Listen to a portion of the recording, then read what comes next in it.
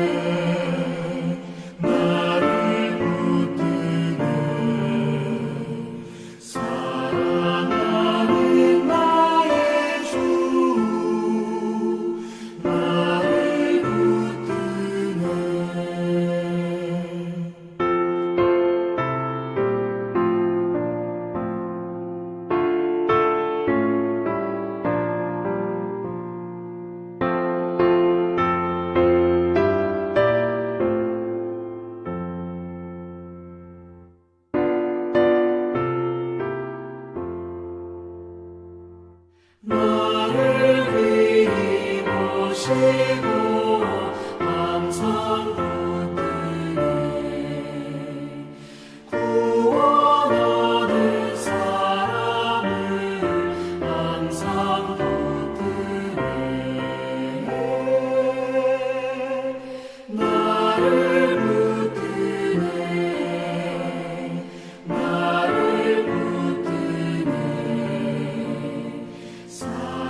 사랑하는 나의 주 나를 붙드네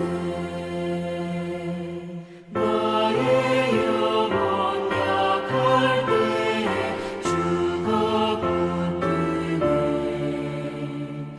피를 흘려 샀으니 주가 붙드네 나를 붙드네 나를 붙드네 사랑하는 나의 주 나를 붙드네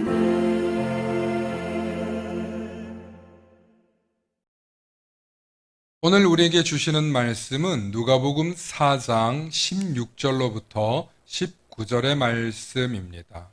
누가복음 4장 16절로부터 19절의 말씀, 우리 천천히 함께 합독하십니다.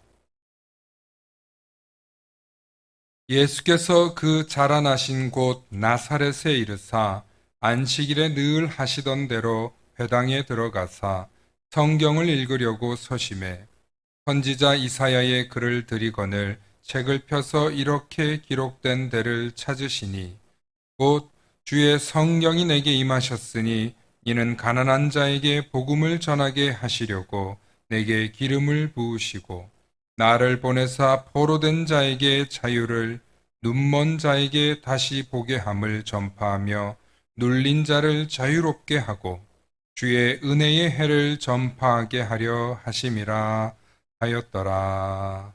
아멘.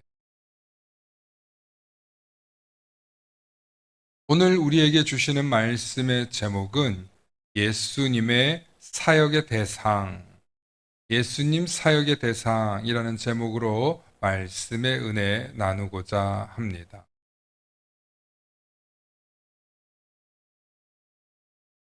오늘 본문 말씀은 예수님께서 본격적인 사역의 시작을 알리고 있습니다. 그리고 그 사역의 대상이 어떤 종류의 사람들인지 구체적으로 설명하고 있습니다. 오늘 본문을 보면 네 종류의 사람들이 나옵니다. 첫 번째, 가난한 자들이 나옵니다. 두 번째, 포로된 자들이 나옵니다. 그리고 세 번째, 눈먼 자가 나오고요. 네 번째, 눌린 자가 나옵니다. 사실 이 말씀은 오늘 성경에서 이야기한 대로 이사야서에 있는 말씀입니다.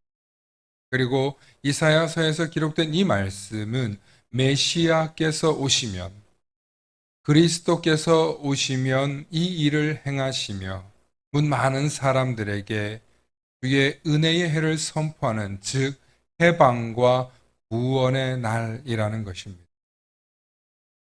그런데 오늘 예수님께서 이 말씀을 선포하시고 실제로 예수님께서 사역하신 사람들이 어떤 사람들인지 구체적으로 오늘 본문은 말해주고 있습니다. 단순히 구약시대 때 있었던 이야기를 예수님께서 증언하기 위해서 하신 내용이 아닙니다. 오늘 이 본문 말씀은 정말 이 시대를 살아가고 있는 저와 여러분들에게도 동일하게 적용되는 은혜의 말씀입니다. 이미 예수님께서 이 땅에 오셨었고 또 이 시대는 성령의 시대를 살아가고 있습니다. 그렇기 때문에 예수님께서 선포하시고 완성하신 그 일들이 이 말씀들을 통해서 오늘 저와 여러분들이 살고 있는 이 시대에도 동일하게 적용된다는 것은 전혀 이상할 것이 없습니다. 그렇다면 오늘 성경이 말하는 이 네 종류의 사람들이 어떤 사람들인가 한번 깊이 묵상해 보는 시간 되시길 소망합니다. 첫 번째, 가난한 사람은 헬라어로 프토코스라는 단어를 가지고 있습니다. 이 프토코스, 가난하다. 원어를 살펴보면 이게 거의 가진 게 없는 사람, 거의 들고 있는 게 없는 사람들을 말합니다. 심지어 자신의 몸조차도 자신의 것이 아닌 사람들을 포함하는 이야기입니다. 여러분, 그 당시에 자신의 몸조차 자기 게 아닌 사람들이 어떤 사람들이 있겠습니까? 바로 노예나 종들도 포함합니다.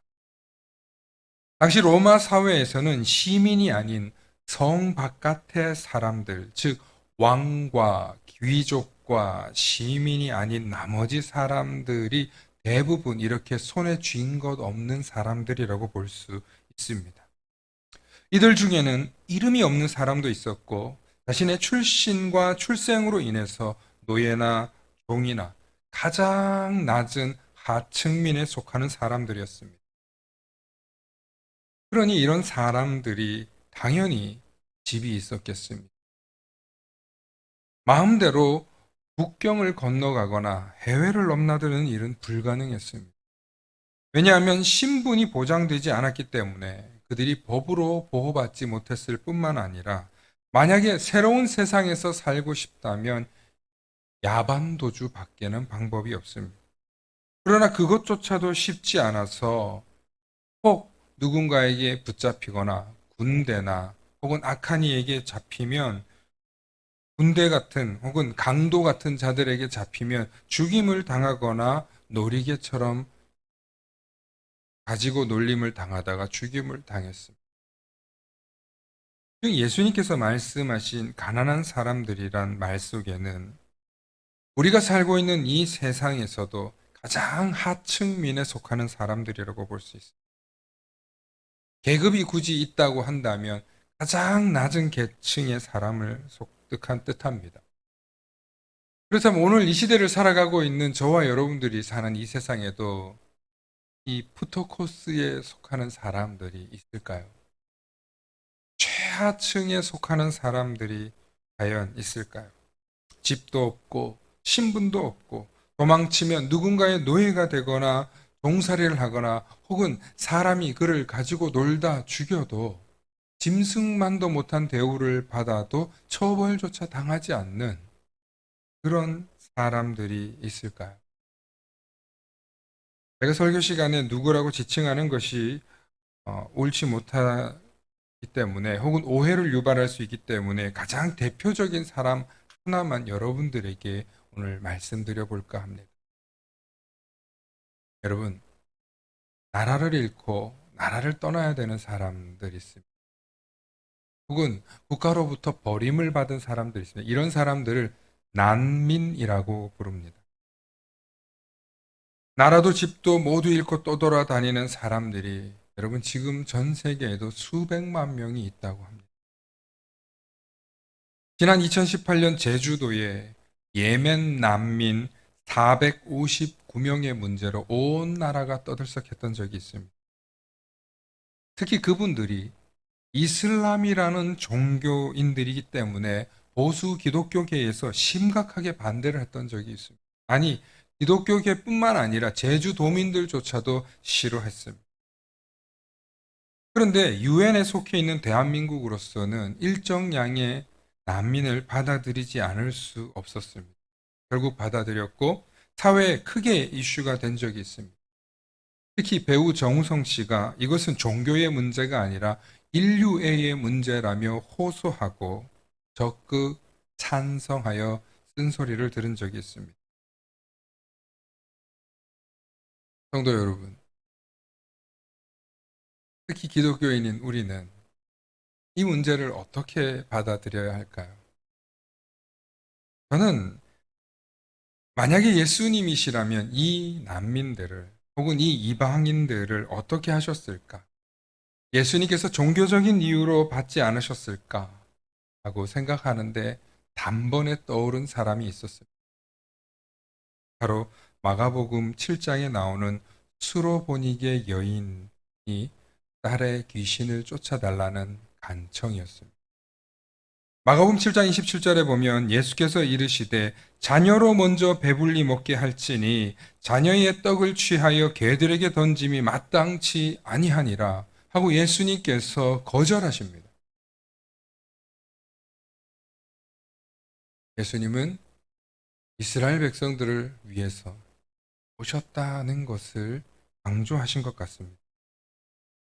그렇게 이 여자를 물리치려고 하셨는데 이 여인이 예수님께 뭐라고 대답하냐면 28절에 여자가 대답하여 이르되 주여 옳소이다마는 상 아래 개들도 아이들의 먹던 부스러기를 먹나이다 하며 예수님의 마음을 움직였습니다.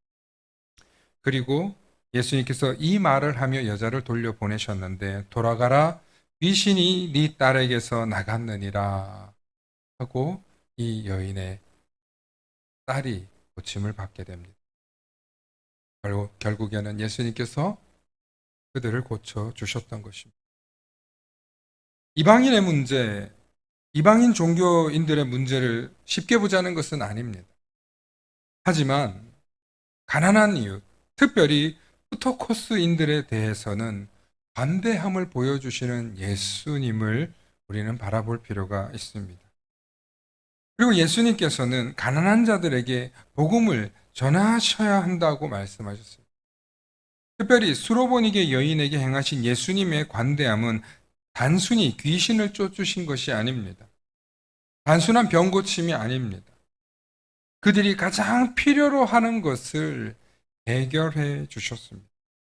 그러므로 가난한 자들에게 복음을 전하는 것은 단순히 말씀을 선포하는 것이 아니라 그들이 살아갈 수 있게 해준다는 것입니다. 저는 여기서 저와 여러분들이 힌트를 얻어야 된다고 생각합니다. 복음은 일단 먹어야 합니다. 쉴 수도 있어야 합니다. 누울 곳도 있어야 합니다. 일할 곳도 있어야 합니다. 그러므로 복음은 단순히 말씀만 전하는 것이 아니라 생존의 문제요, 삶의 전반적인 문제. 특별히 이 나라에 난민들뿐만 아니라 수많은 외국인 노동자들과 이방인들이 있습니다. 오늘 저와 여러분들이 그들에 대한 생각이 배격과 우리와 피부 색깔이 다르고 우리와 종교가 다르다고 해서 혐오하고 두려워하고 멀리할 것이 아니라 우리가 공존하고 또 함께 살아가야 하는 세상 속에 살고 있다는 것을 기억해 보는 것은 어떨까요? 두 번째, 오늘 포로된 자입니다. 이 포로된 자는 헬라어 원어로 아이퀴말로토스인데 억눌린 자들을 뜻합니다. 사로잡힌 자들을 말합니다. 혹은 전쟁에서 패배해 포로된 자들을 의미합니다. 여러분, 이 아이퀴말로토스는 이스라엘 백성들이 강대국에 의해서 자신들이 포로로 끌려갔던 경험이 있습니다. 그것도 2번이나 있습니다. 강대국이 약소국을 침범하여 그들을 강제로 끌고 간 그 경험으로 인해서 그들은 포로된 자에 대한 애틋함이 있는 백성입니다. 그래서 포로된 자들에 대한 가장 기본적인 인권과 대우를 생각할 줄 알아야 함을 예수님께서는 가르쳐 주신 것입니다. 특히 억류되고 사로잡힌 포로들은 언제 죽임을 당할지 모르는 불안과 공포 속에 살고 있습니다. 또 언제 어떻게 누구에게 팔려갈지 모르는 하루하루 살아도 산 목숨이 아닙니다. 이 불안감은 내일을 알 수 없는, 내일 내 생명이 형장의 이슬로 사라질지, 놀이개로 끌려다니다 죽게 될지, 짐승 취급을 당할지, 노예가 될지 알 수 없는 불안감으로 하루하루를 살아가야 합니다. 얼마나 불안하겠습니까? 얼마나 두렵겠습니까? 바로 그들에게 해방을 주신다는 것입니다. 여러분, 저는 꼭 노예가 아니라 하더라도 이 죄에 사로잡힌 사람들, 특히 죄에 포로된 자들, 범죄한 사람들이 죄에 포로된 사람들입니다. 여러분, 죄에 포로된 사람들, 특히 우리가 인륜적인 범죄, 사람을 죽이거나 사람을 크게 해코지했거나 혹은 사람에게 크게 고통을 준 범죄를 한 사람인데 들키지 않았어요. 누가 자신이 범인인지 몰라요. 그러면 야, 이제 내가 범죄자인 걸 모르는구나 하고 마음껏 자신감 있게 누비고 돌아다니까 그렇지 않습니다. 자신의 죄를 숨기고 오랫동안 아무렇지 않게 살아갈 수 있는 사람은 별로 없습니다. 요즘 얘기하는 사이코패스라고 하는데 여러분, 그런 사이코패스조차도요 결코 쉽게 돌아다닐 수 없습니다. 스스로 자신이 저지른 범죄로 인하여서 늘 불안해하며 낯선 사람이 자신의 집 주인이나 혹은 경찰이나 군인을 만나도 괜히 불쾌하고 불안해합니다. 한마디로 자신이 만든 감옥 속에서 살아가게 되어 있다는 것입니다. 이런 자들에게 너희의 죄가 완전히 사해졌노라. 너희의 범죄한 사실을 내가 깨끗하게 용서하노라. 여러분, 이런 소리를 듣는다면 그 사람이 얼마나 큰 해방감을 누리겠습니까? 그래서 옛말에는 죄 짓고는 못 산다는 말이 있습니다. 오늘 저와 여러분들 가운데에서도 특별히 범죄한 사실은 없지만 그러나 우리 안에 크고 작은 죄가 있습니다. 그런 죄의 문제를 고백하지 않으면 내 안에서 평안함이 없습니다. 특히 두 발 뻗고 자는 게 쉽지 않습니다. 그래서 죄 가운데 갇힌 사람에게도, 죄에 포로된 사람에게도 해방은 반드시 필요한 것입니다. 세 번째, 눈먼 자입니다. 비플로스라고 하는 단어인데요. 이 비플로스는 단순한 시각장애우들만 이야기하는 것이 아닙니다. 그렇지만 이 시각장애우들을 먼저 좀 생각해 봤으면 좋겠습니다. 시각장애우들이 얼마나 불편한 삶을 사는지 저도 대학 시절 봉사활동을 하면서 몇 번 장애 체험을 해본 적이 있습니다. 약 2시간에서 4시간 정도 앞을 가리고 활동을 하는 것이었습니다. 다행히 안전한 바운더리 안에서 돌아다니는 일인데도 얼마나 불편한지 몰라요. 무엇이 어디가 계단이고 어디로 가야 할지 방향 감각을 완전히 잃어버리게 되더라는 것입니다. 그 과정에서 방향 감각을 잃는다는 것, 내가 방향을 정할 수 없고 내가 어디로 가고 있는지 모른다는 이 불안감이 엄청난 공포로 다가왔습니다. 한마디로 눈이 먼다는 것은 방향을 잃어버렸다는 뜻입니다. 이처럼 내가 어디로 가야 할지 초점을 잡지 못하고 있다는 뜻입니다. 우리의 몸이, 눈이 멀어버리면 어디로 가야 될지 방향도 잃어버리고 초점도 잃어버리는데,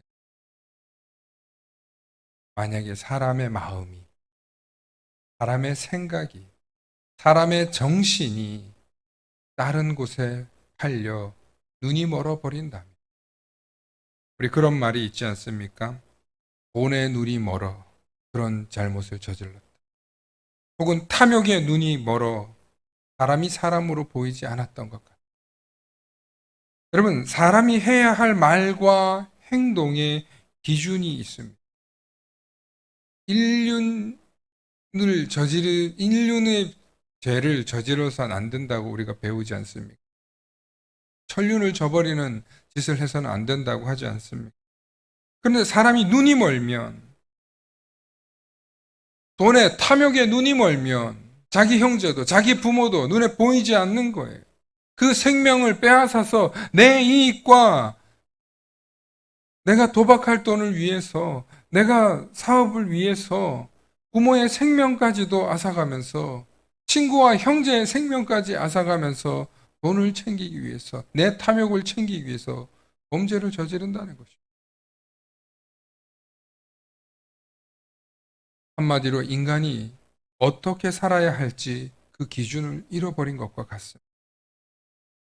여기서 방향 감각을 잃어버렸다는 말과 기준을 잃어버렸다는 말이 바로 비슷한 말입니다. 육체적으로 방향 감각을 잃은 것은 눈이 멀어서 있지만 도덕과 상식과 율법과 정신의 기준을 잃어버리면 그 사람은 이미 무언가에 눈이 멀어버린 사람이라는 것입니다. 따라서 눈이 멀었던 사람이 다시 보게 된다면 탐욕에 눈이 멀었던, 사랑에 눈이 멀었던, 무언가에 눈이 멀었던 사람이 다시 그 눈이 회복되게 된다면 얼마나 세상이 달라 보이게 될까? 예수님은 바로 그런 일을 하러 오셨던 것입니다. 오늘도 예수님께서는 우리의 가려진 눈을 씻어주고 탐욕과 미움과 이기적으로 가려져 있는 우리의 눈을 씻겨주시기 원하십니다. 깨끗하게 보여주시길 원하십니다. 그것이 예수님께서 이 땅에 오셔서 저희들을 죄의 비늘로부터, 죄의 눈으로부터 벗겨주시고 씻겨주셔서 우리에게 이 세상이 얼마나 아름답고 이 세상이 얼마나 사랑으로 충만한지, 이 세상이 얼마나 거룩한 곳인지 보여주시기 원한다는 것입니다. 네 번째로 눌린 자입니다. 눌린 자는 헬라어로 스트라오라고 하는 단어인데 여기서 눌린 자 스트라오는 산산조각이 난 상태를 말하는 동사. 여러분, 도대체 눌린 자로 해석이 되어 있는데 그 원어를 살펴보니까 산산조각이 난 상태라는 것입니다. 한마디로 몸과 마음이 완전히 부서져서 회복이 불가능한 상태의 사람을 말하는 것입니다. 번역본으로 눌린 자, 즉 억눌린 자로 번역했는데 가장 정확한 표현은 그의 몸과 마음이 완전히 산산조각난 상태의 사람이라는 것입니다. 도대체 어떤 사람이 이렇게 몸과 마음의 상태가 산산조각이 날까요?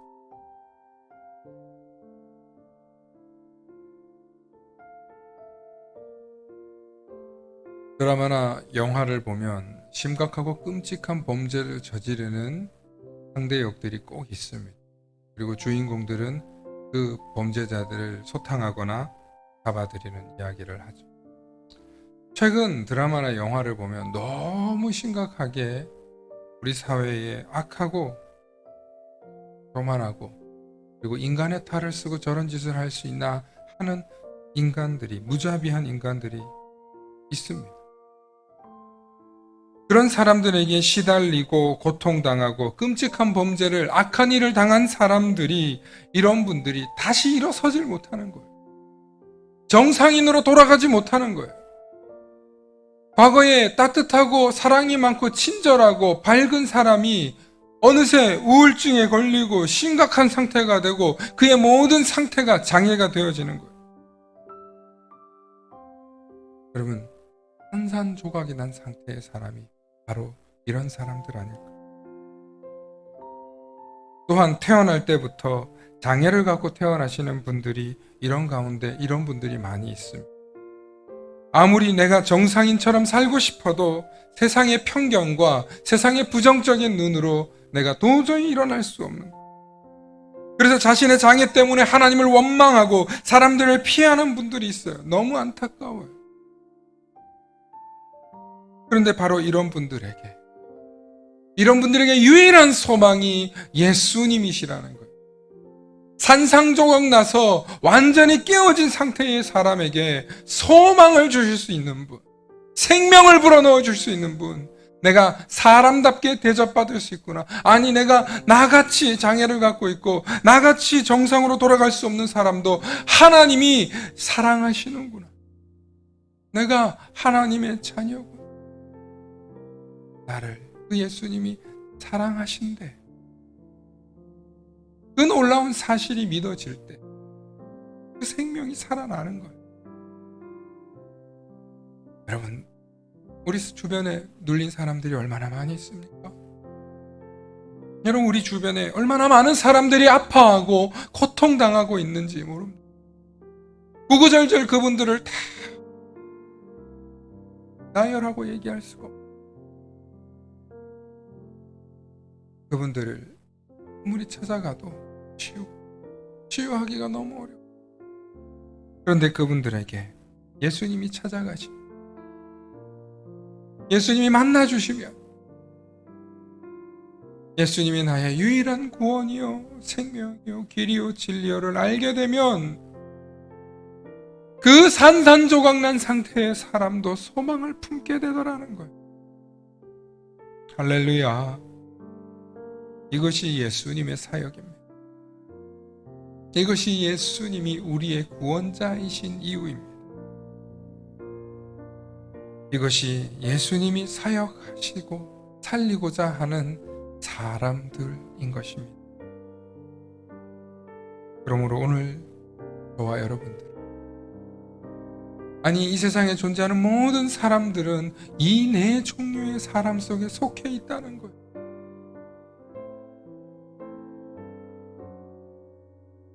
여러분들은 어떤 사람입니까?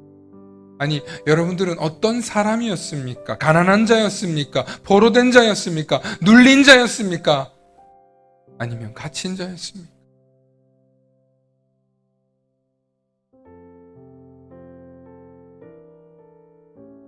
우리 예수님께서 당신은 어떤 상태일 때 만나 주셨는지 그때를 기억하고 우리가 그때로 돌아가는 사람이 아니라 예수님과 함께 예수님이 나를 건져주시고 예수님이 나를 붙잡아 주시고 예수님이 나를 회복시켜 주신 그리스도라는 사실을 고백하며 주님과 함께 담대하게 구원의 삶을 살아가시는, 해방의 삶을 살아가시는, 소망의 삶을 살아가는, 자유함을 살아가는 저와 여러분들 되시길 축원합니다. 축원합니다. 그래서 예수님과 함께 하는 것이, 예수님이 나의 구주 되는 것이 얼마나 귀한 일인지 잊지 않으시고 예수님이 나와 함께 동행하고 살아가신다는 것에 감사하며 기뻐하며 이렇게 영광 돌리며 하루하루를 승리해내시는 저와 여러분들 되실 수 있기를 축원합니다. 축원합니다.